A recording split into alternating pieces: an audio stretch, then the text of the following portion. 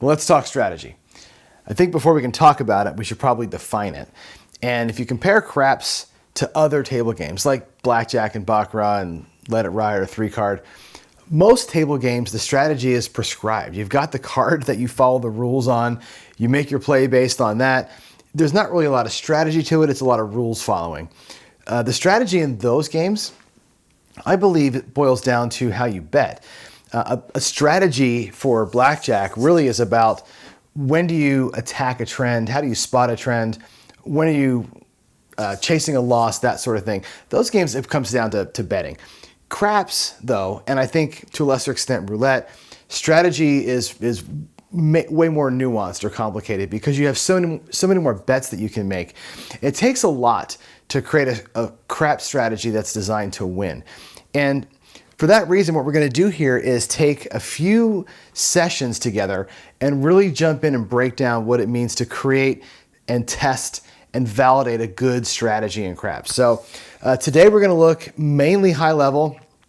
I want to go over some of the hallmarks that make a great crap strategy. I want to look at some of the components of a strategy and some of the things you want to look for when you're testing. Most of these topics today will be introductory level. We're going to go much deeper dives later on. We'll probably do a video on each of them, in fact, because I think they all deserve that kind of time. So that said, though, we're going to get into it here and talk about some of the hallmarks of what makes a great crap strategy. The first thing that I think about when I consider what makes a strategy great is its win percentage. Strategy's got to win more than it loses, period. Now, we love to win all the time. You're not going to make a strategy that wins 100% of the time. It's just impossible. There's a house edge to it. There's no way to fill all the holes. But that said, you can absolutely make a strategy that wins at a much higher rate than it loses. You can get into the 70 or 80% range with just a little bit of tweaking and practicing. So that's an achievable goal, but keep that in mind, right? Keep in mind that you're not going to go to 100, but you got to get it a pretty good percentage.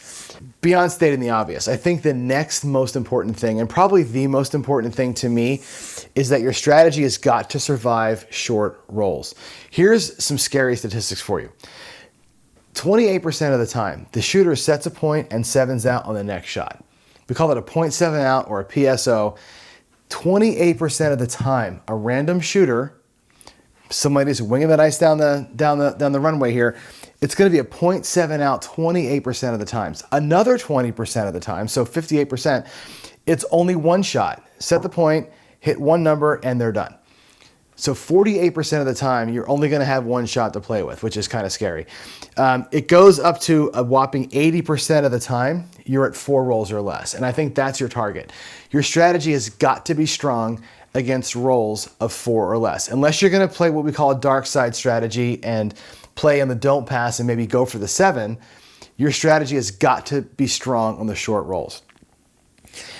And also, I think it should profit on the long rolls. So here's what I'm saying with that. It sounds kind of contradictory, but you've got to be strong in the short rolls, but when the long roll comes, and they do come, right? People do not always 0.7 out. A lot of times you'll get that 15, 20, 40 roll shot.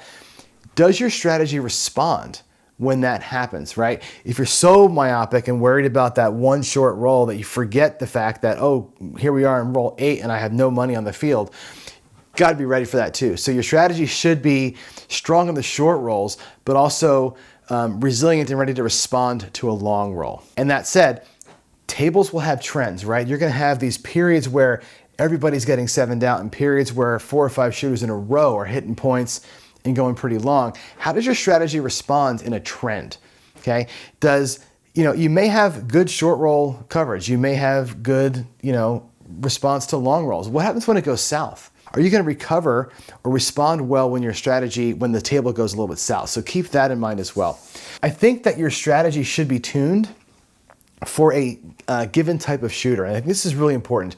There are going to be those of you that watch this that are going to be in the religious cult that says dice control is an impossibility and you're all fools. And another part of you are going to be in the other side of the cult that says dice control is real and I can make the 7 never show up. So somewhere in the middle is the truth there. And I believe that there are people that can shoot the lights out, right? I have watched George from CY shoot like crazy, right? With an incredible SOR. I've seen VDC shoot 60 in a row. I know that people can shoot really well with a controlled shot. You got to recognize that, right? We'll have a whole video on recognizing the shooter type, and I'm going to get into a couple of videos on the way that controlled shooting works, but you've got to recognize that. When you see that coming and you can trust a shooter, you may employ a different strategy. You should build strategies that attack that. You should build strategies that work well against the completely random shooter who's just winging them down the aisle here as hard as they can. You should have a strategy that works well for what I call a rhythm shooter, somebody who's not a controlled shooter, not a dice setter, but throwing the dice softly and the same way every time.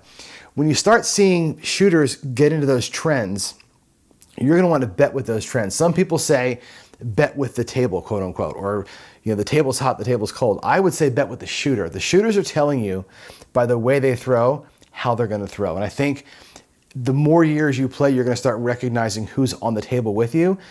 And I think we should be devising strategies, and you should work a strategy that's designed for each shooter type. And I think when you're building strategy, you're not going to come out the gate here with just one way to play. You should build strategies and have 4 or 5 in your pocket so that you can adjust and move as needed.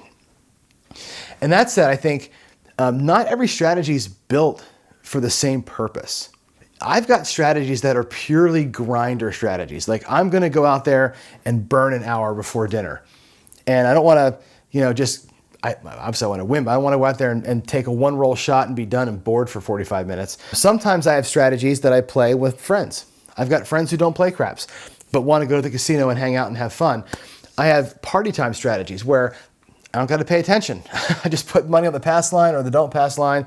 Maybe it's a don't pass with some odds, and I'm just going to watch and play and high five and have a good time with my friends and not have to think about all the chip motion that a strategy might involve. So party strategies are a real thing. They should be designed to win, but they should also be designed to not have to require a lot of brain power. Short game strategies, right? You want to get in, get out. Put a lot of money out there, get in, take one shot and go home. Maybe a strategy where you want to try and build up big on a good shooter. So know that your strategies aren't all built the same.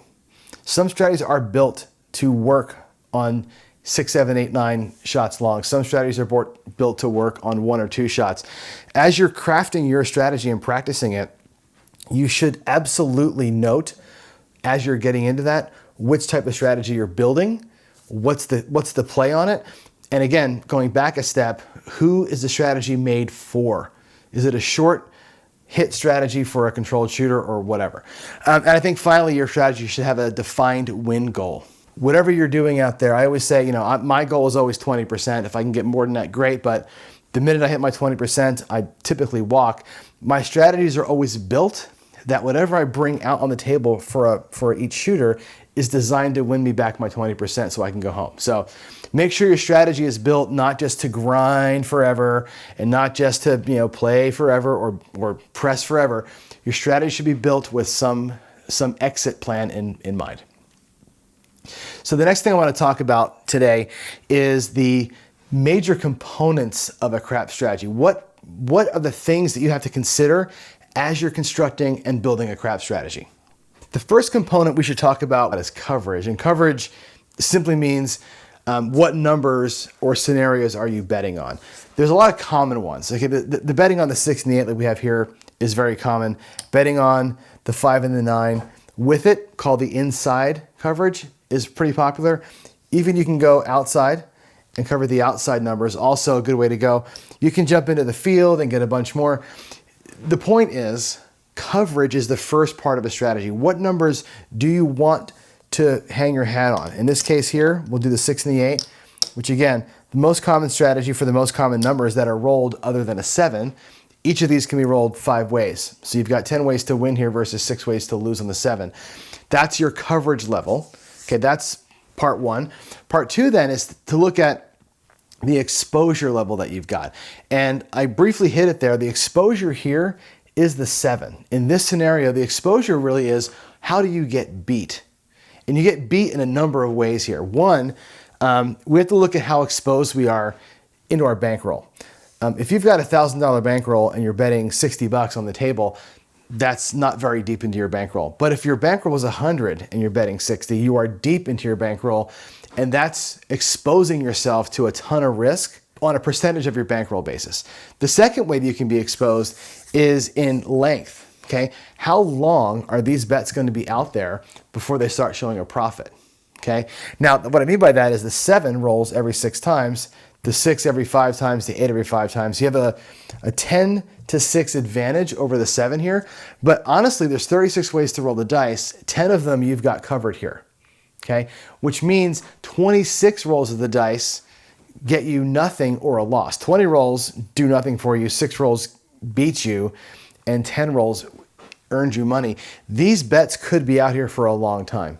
It could take you upwards of 8, 9, or 10 rolls just to break even on these bets before that 7 comes. So you've got to know how long your money might be out there as part of your exposure. It's not just about how much there is, it's how long it's out here at risk against that 7. And the question then becomes, can you shift your exposure to something else? If that worries you, can you shift exposure? In other words, you could bet the 4, you could lay the 4 for 80 bucks, or maybe we'll lay it for 100, which is a fine bet, because now the exposure shifts. The 7 no longer is the danger number. The 4 could be your danger number, and $100 wins you 50. It almost covers what you have out here. So that's a way to shift some of your exposure if you're worried about the length of time these bets are going to be here. But make sure you consider that. Consider, again, the depth of your bankroll that's at risk. The width of coverage that you've got, or the number of things that can beat you, is really important to know, as well as how long your money might be out there. The next element of a crap strategy is called spread. So coverage is the numbers that you're covering. Spread, another word for saying how much money do you have in action. What is your monetary spread? Here we've got 60 bucks out there, and just a way to sort of categorize how much money you've got at risk. And really, it's, if you're thinking about it in terms of a per shooter basis, how much money are you risking on the table per shooter? And the last component that makes a strategy, and I think this is probably one of the most important components, right? Once you have settled on what are you going to cover, you understand your exposure level, and you know how much money you're going to have, where you make your money in craps, just like in baccarat and blackjack and the other table games, is how you handle your wins, okay? Sure, you could rack the money. You could take this $35 win and put it right to your rack and just rack it up every time. You could take the $35 win and press it all the way up to 60 and rack 5. You could do a half press. There's lots of ways to handle your wins. And I think your strategy, and a lot of the strategies that I watch on YouTube, are very focused on that. And I think that's a good thing, because there are so many ways to handle your wins in this game. That's where you're really going to separate yourself from an amateur to a professional level player, is by handling your wins in a way that makes sense. You've got to make sure that you're pulling your money back, right? You want to make sure you get what we call get out of the hand as quickly as you can, and then start building up your wins. So that's a big piece too. Knowing how you're going to handle your wins is critical to making a crap strategy profitable for you in the long term and the short term. So make sure that that's a big part of it. So again, the components of a crap strategy: what are you covering? What is your exposure in terms of depth of bankroll? How long will they be out there? What number beats you? What is your overall spread, the actual number that you're putting out there per shooter? And finally, how do you handle your wins? How do you take care of pressing up your money and or collecting to make sure that you're going to walk out of there with at least as much or as more than you came with? And it should be noted that each of those 4 components, right, your spread, your coverage, your exposure, how you handle wins, they're all independent vectors. Each one of them can change separately from the other. You could increase your coverage and then change your pressing strategy. You could decrease your coverage and increase your pressing strategy. You could change your exposure level, like I did with the lay 4, to affect the way that you're at risk, if you're going to risk more of your bankroll. So know that you can vary those things independently. They're all dials you can twist when you tweak your strategy. And that really is the next thing to talk about here, is how do we test out our strategies? it can't be understated how important it is to test out strategies a lot. Now I've got, here a large size table. It's a half size table. I've also got a smaller table that I work my bets on when I'm just tweaking a strategy. And I think it's really important that you come into a groove of the way that you test a strategy. And what I typically do is I'll run the same strategy 100 times. So what I mean by that is this: I'll set up, let's just set one up here. Let's just do like the Iron Cross, a simple one. This is the Iron Cross at the $100 level. It's 25, 30, 30, and 15. It's $100. And what I'll do is I'll take this $100. I won't do $1,000 buy-in. I'll just take 100, and I'll roll it out. And as I'm rolling it, I'll note my wins and losses. And I actually use my ATS section, which I think is off camera. But I'll actually note with white chips and red chips how many times I won, how many times I lost against given scenarios. And what I do is I actually have a database of about 30 rolls that vary between a 0.7 out, a point with 1 hit, a point with 5, a point with 9, a 16, and I vary them all over the place with different come out winners and losers. And I run the same strategy over and over again against that same set of criteria, the same set of rolls. And then I tweak and I say, well, what if I had only 10 out here? Or what if I did this with 20? Or what if I took these field wins and put them in the come instead of collecting them? And I try every possible scenario against the same set of rolls that are very common rolls. And I want to see how the thing responds to each scenario. So that's one piece. Test your strategy against one shooter's worth of money. Don't go running $1,000 out here and trying the strategy 10 times and seeing what happens. You should run it against a known set of criteria. That's the most important thing. I definitely play with chip movement. I'm always about, okay, what if the 7 comes? What if I took that field win, move to the come, and I say, what if the 7 comes? What happens? What if a 10 comes? What happens? What if a 3 comes? What happens? What if the 12 comes right now? There's so many things that can happen with each move of the chip. I like to play those out and really say, well, okay, if the 12 comes here, I'm gonna lose this, right? But I'm gonna win 2 stacks. Now what do I do? Okay, once I have 2 stacks in here, how does that change me? I lost 1, I won 2, I technically only won 1. Those are the things you have to consider. The what if game, I think, is the most important part of that testing. And you can only really see that when you're running against that known set of base rolls. So I will publish that set of base rolls here in the description for you as well. Once I have a sense of the way the strategy responds in small scale against the known set, then I take my dice and I start rolling it out on the big table here. And I'll do it as a random shooter. I'll do it with controlled shots. I'll do it with rhythm shooting as well. So I like to see how it responds in all those scenarios. So once I've run it a few times here on the table and get a sense of wins and loss, then I really dial in. I do about 100 hands, then I log them all, and I start looking for the trends and seeing where are the weak spots, what gets the strategy, and where's the strategy strong. So I want to know that as well. I'll also usually put a strategy into WinCraps. It's an app for the computer that you can take your strategy, code it in, and run 10,000 hands on it and just see how it responds. I like to look at the trends of that too. It should be noted that when you put any strategy in the computer and run it 10,000 hands worth, you'll always end up with 0 money. The casinos don't have all the shiny lights for nothing. So anyway, so that's a good overview of creating and testing a crap strategy. Now, we didn't go into a lot of detail on any one of the things. I really wanted to give you kind of definitions and high level things.